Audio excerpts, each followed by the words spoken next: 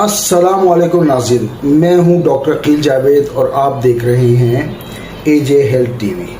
आज हम एक अहम मौजू में बात करेंगे, वो है एब्सेस कि फोड़ा क्या होता है। तो मेरे चैनल में पठान भाइयों को डेरा मनाना स्टडी मशे खुश आमदीद, उर्दू भाइयों को खुश आमदीद, पंजाबी भाइयों को जैन, और for my English viewers you are welcome to this show. तो बात करेंगे फोड़े पे। फोड़ा होता क्या है? बेसिकली जिस्म के अंदर बनने वाली एक ऐसी सूजन को कहते हैं जिसमें पीप या पस, जिसे हम अंग्रेजी में कह सकते हैं, जमा हो जाती है। ये पीप दरअसल जिस्म के मुदाफ़ती निज़ाम का रद्द अमल है जो किसी इन्फेक्शन के ख़िलाफ़ जिस्म में डेवलप होता है। अब बात करते हैं कि कॉजेज़ ऑफ एब्सेस क्या है, फोड़े की वजूहात या फोड़े बनने की वजूहात।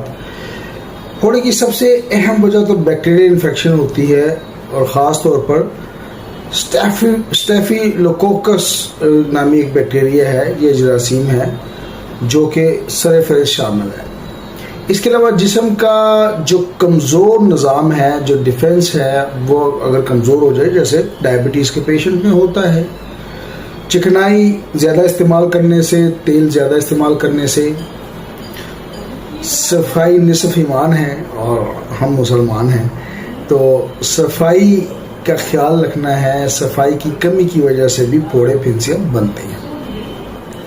बाज़ बार चोट की वजह से भी फोड़ा बन जाता है, जल्द का ज़ख्म जिसमें अगर चोट लगे तो जरासीम दाखिल हो जाते हैं और फोड़ा बन जाता है। फोड़े में वो जो पीप होती है, ये क्या है, ये कैसे बनती है, इस पर थोड़ी सी बात कर लेते हैं। तो मेरा थंबनेल भी है बेसिकली फॉर्मेशन ऑफ पस कैसे होती है, क्या चीज़। बेसिकली जिस्म के अंदर बैक्टीरिया दाखिल हो जाते हैं तो हमारा जो इम्यून सिस्टम है, जिसमें वाइट ब्लड सेल्स, सफ़ेद खुलिये जो है, वो इम्यून सिस्टम भेजता है ताकि इन जरासीम को ख़त्म करने की कोशिश की जाए। इन खुलियों जरासीम और टिश्यूज़ के मुर्दा होने से जो गाढ़ा मवाद बनता है, जिसमें वाइट सेल ब्लड भी शामिल है और जरासीम भी चूँकि मर जाते हैं, तो जो वो गाढ़ा मवाद बनता है, दैट इज़ कॉल्ड पस या पीप उसे कहते हैं। तो ये एक पीप की फिलॉसफी भी मैंने सोचा मैं आप लोगों को समझा दूँ। अच्छा, बाज़ फोड़े ऐसे होते हैं जो कि हील नहीं होते और बड़ी मुश्किल से हील होते हैं और ड्रेन आउट नहीं होते। बेसिकली उनकी वो दीवार नहीं टूटती और उससे पीप नहीं निकलती।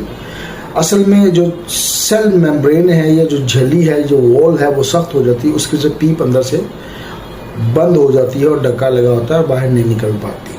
तो इसकी ये वजह है। तो उस वॉल को कमज़ोर करके पीप निकाली जाती है और होम्योपैथी के असूलों के मुताबिक उसको हम देखते हैं।